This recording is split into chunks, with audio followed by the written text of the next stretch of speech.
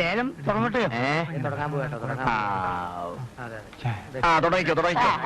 എല്ലാവരും ഇവിടെ ശ്രദ്ധിക്കുക, ലേലം തുടങ്ങാൻ പോവുകയാണ്. തുടങ്ങിക്കോ. തന്റെ സംഭവം വേണല്ലോ ലേലം തുടങ്ങാൻ. വെറും 2 ലക്ഷം. അതെ, ചായ ഞങ്ങള് കുടിച്ചാൽ ഇറങ്ങും കേട്ടോ. സ്വന്തമായിട്ടൊരു ചായക്കടുണ്ടല്ലോ, അടിച്ചു കുടിച്ചൂടെ? ഇവിടെ ഒന്ന് വായി നോക്കണം. പോക്കിരി തരം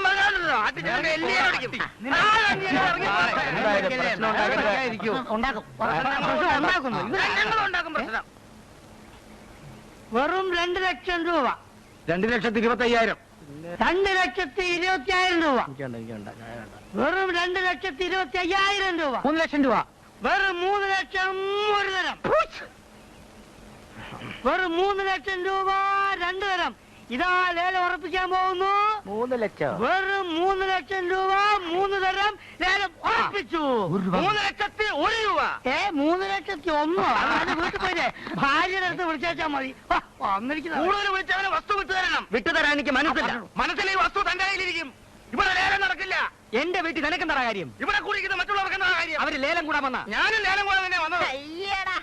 പുതുശ്ശേരി തറവാട്ടിലെ ഈ ഇരവി രാമൻപിള്ളയുടെ വീടിന്റെ ഒരു കഴുക്കോല് വിലക്കെടുക്കാനുള്ള കഴിവുണ്ടോ നിനക്ക്?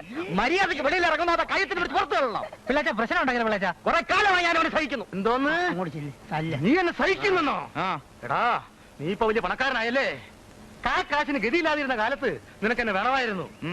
കണ്ടവനെ പറ്റിച്ചും കുതികാലി വെട്ടിയും സിമന്റിന് പകരം മാലി ചേർത്തും പാലം പണിതും നീ കാശുണ്ടാക്കിയപ്പോ നിനക്കെന്നോട് പുച്ഛമല്ലടാ തെണ്ടി.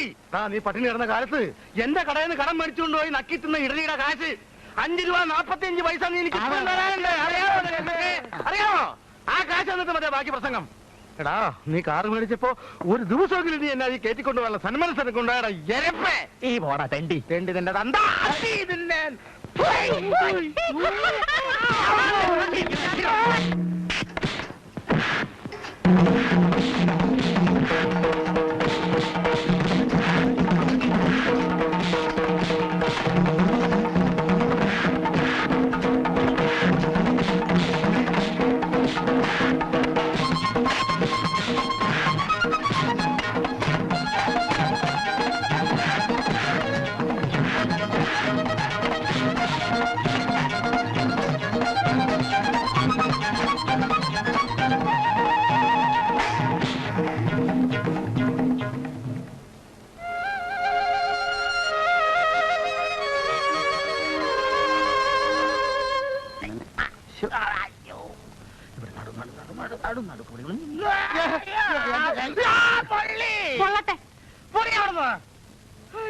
നിങ്ങളുടെ മനസ്സിൽ എന്തോന്നാ വിചാരിച്ചോണ്ടിരിക്കുന്നത്?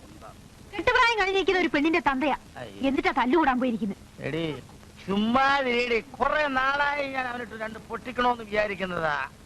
എന്നിട്ടാ നാണമില്ലാതെ തല്ലും പഠിച്ചു വന്നിരിക്കുന്നത്. എടി, ഇത് തല്ലിയതല്ലടി. ഞാൻ കറങ്ങി അടിച്ചപ്പോ എന്റെ കൈ തന്നെ എന്റെ മേല് കൊണ്ടതാ. ഇറങ്ങിയടി. എന്റെ ഞാനിടത്തി ഒന്ന് കാണേണ്ടതായിരുന്നു അയ്യപ്പൻ ചേട്ടന്റെ അഭ്യാസ പ്രകടനം. ഒരു കൈ വന്ന് നടന്നാൾക്ക് വേണ്ടി ഞാൻ വിചാരിച്ചില്ല പിന്നെ ജീവിക്കുമെന്ന്. എടാ, അതെന്റെ ഏത് കൈയാണെന്ന് അറിയാമോ? എന്റെ ഈ വലത്തെ കൈ. കൈ പോയി. അയ്യപ്പൻ ചേട്ടന്റെ അഭ്യാസി അല്ലയോ? അതെ അതെ. ഇവൻ പണ്ട് വയനാട്ടിലല്ലായിരുന്നു? അതെ. ഒരു കിഴവി പൊമ്പറുന്നവരുടെ കൂടെ അല്ലയോ പയറ്റ് പഠിച്ചത്? കഴിവിനെടുത്ത് പഠിച്ചോണ്ട് വന്നോ? ഒരു ഇച്ചിരി സ്ഥലമേ ബാക്കി ഉണ്ടായിരുന്നുള്ളൂ, അതും പൂർത്തിയായി. സന്തോഷമായല്ലോ. ചേട്ടാ, പോലീസ്. എവിടെ പോലീസ്? ആരാണ് ചായക്കാരൻ അയ്യപ്പൻ? അയ്യോ സാറേ, ഞാനല്ല അയ്യപ്പൻ. രാഘവൻ, കുഞ്ഞിരാമൻ, അബൂട്ടി എവിടെ എല്ലാവരും? അയ്യോ, അയ്യപ്പനെ ഞാൻ കാണിച്ചത് സാറേ. എവിടെ? എവിടെ അയ്യപ്പൻ ചേട്ടൻ? ഇപ്പൊ അങ്ങോട്ട് പോകുന്നതാണ്. എവിടെ അങ്ങോട്ട്? അയ്യപ്പൻ ചേട്ടോ, ഇയാളൊരു നല്ല കാര്യത്തിന് വിളിച്ചാ കാണുകയില്ലാന്ന് വെച്ചാൽ എന്ത് ചെയ്യും? അയ്യപ്പൻ ചേട്ടോ, അയ്യപ്പൻ ചേട്ടാ.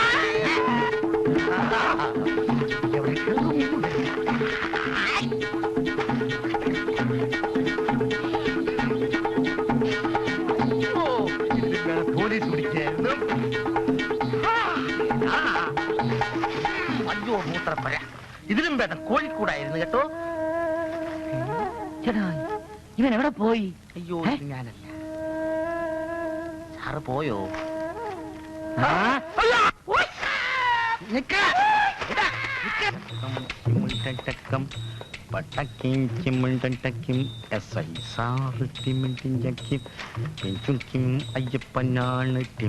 ചപ്പം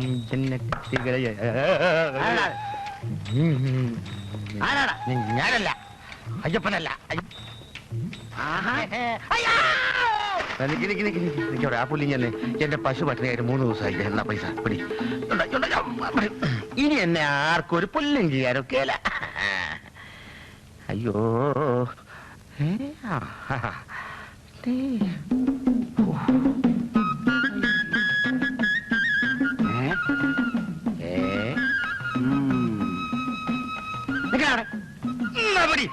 എന്നെ പിടിക്കാനൊക്കെ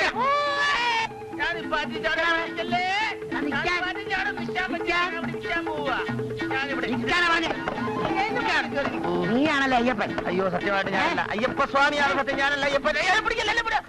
മാഷ് ഒന്നും പറയണ്ട. കുറെ കാലമായി മാഷെ അവൻ എന്നെ ദ്രോഹിക്കാൻ തുടങ്ങിയിട്ട്. കഷ്ടപ്പെട്ട് അധ്വാനിച്ച് ഞാൻ 4 ചക്രം ഉണ്ടാക്കിയത് അവന് വാരിക്കൊരു കൊടുക്കണോ?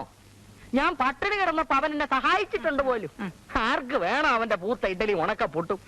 ഞാൻ കാറ് വാങ്ങിച്ചപ്പോ അവനെ ഞാൻ കാറി കയറ്റി സവാരിക്ക് കൊണ്ടുപോയില്ല പോലും. അയ്യടാ, കാറി കയറ്റാൻ പറ്റിയ ഒരു സാധനം.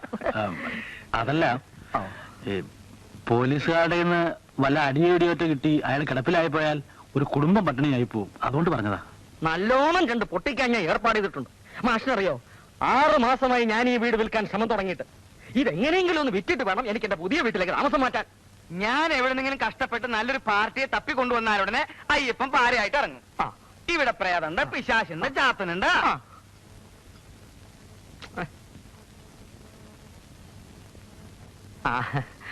മാഷെ ഒരു നിമിഷം പാടോ.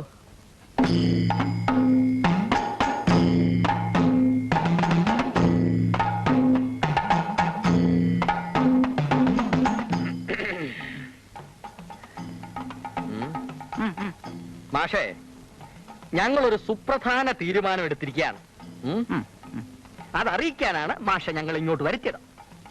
മാഷ് ആളൊരു ധീരനായതുകൊണ്ടും കിംവദന്തികളിൽ വീഴുന്ന ആളല്ലാത്തത് കൊണ്ടും ഈ ഭൂതപ്രേത പിശാശുക്കളിൽ വിശ്വാസമില്ലാത്തവനായതുകൊണ്ടും ഈ പുതുശ്ശേരി തറവാട് മാഷക്ക് കൈമാറാൻ ഞങ്ങൾ തീരുമാനിച്ചിരിക്കുന്നു.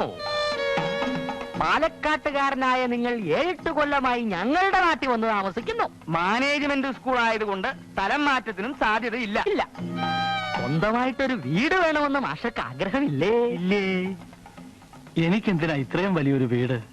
എന്റെ എവിടുന്ന ഇതിനും മാത്രം കാശ്? കാശിന്റെ കാര്യം നമുക്ക് പിന്നെ പറയാം. ഈ വീട് സ്വന്തമാക്കാൻ മാഷക്ക് ഇഷ്ടമാണോ? അത് മാത്രം പറഞ്ഞാൽ മതി. അത് എന്നും നിങ്ങൾക്ക് ആ ചായക്കടയുടെ അടുക്കളയിൽ കഴിഞ്ഞു കൂടിയാ മതിയോ മാഷേ? അതല്ല. ഏതല്ല? നാട്ടിൽ എന്റെ പേര് കുറച്ച് സ്ഥലമുണ്ട്. അത് വിറ്റ് ഇവിടെ ഞാൻ കുറച്ച് സ്ഥലം വാങ്ങിച്ച് ഒരു ചെറിയ വീട് വെച്ച് താമസിക്കണമെന്നാണ് എന്റെ തീരുമാനം. ആണല്ലോ. ആ സ്ഥലം വിറ്റോളൂ. ആ കാശ് എത്രയാന്ന് വെച്ചാ അതെനിക്ക് തന്നോളൂ. ബാക്കി തുക 10 100 വർഷം കൊണ്ട് 5 10 വർഷം കൊണ്ട് കൊടുത്തു തീർത്താ മതി. അങ്ങനെ കടമായിട്ട്? എന്തോന്ന് കടം മാഷേ? അവകാശം പൂർണ്ണമായി മാഷുടെ പേർക്ക് ഞാൻ എഴുതി തരാം. പോരെ? അതിനെ പറ്റിയല്ല. കൂടുതലൊന്നും ഇങ്ങോട്ട് പറയണ്ട. എനിക്ക് മാഷ നല്ല വിശ്വാസമാണ്. ഈ ഇരവി രാമൻപിള്ള ഈ ദാസം മാസ്റ്റർക്ക് ഈ പുതുശ്ശേരി തറവാട് തന്നിരിക്കുന്നു. ഈ ഞാൻ സാക്ഷി.